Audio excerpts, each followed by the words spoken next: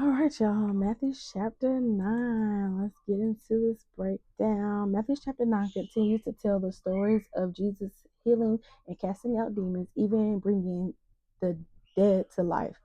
Each story demonstrates that he is truly the Messiah, the Son of God. Jesus repeatedly emphasizes that faith in him is key to the healing experienced by many. The friends of a paralyzed man brings him to Jesus to be healed. This account parallels the description given in the Gospel of Mark, Mark 2 verses 1 through 12. Jesus strangely begins by telling the man that his sins are forgiven. To themselves, some scribes in the room accused Jesus of blasphemy for presuming to do only what God can do, forgive sins. Jesus dem- That's funny. Jesus demonstrates that he has the authority of God to forgive sins by showing that he has the authority to heal the man. Period, JC. Period.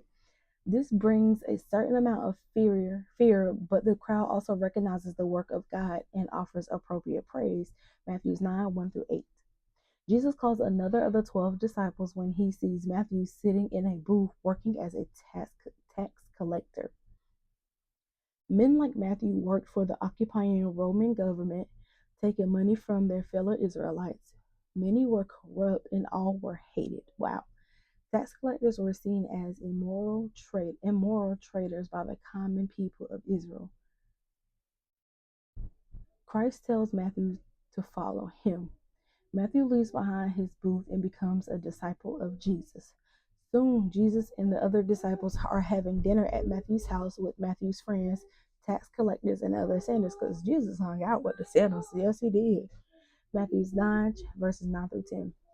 The Pharisees asked Jesus' disciples why he eats with such people.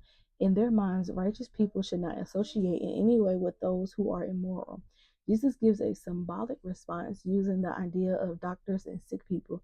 In part, his point is that sinners are the very people whom God's people ought to be ministering, just as the sick are those to whom a doctor is drawn.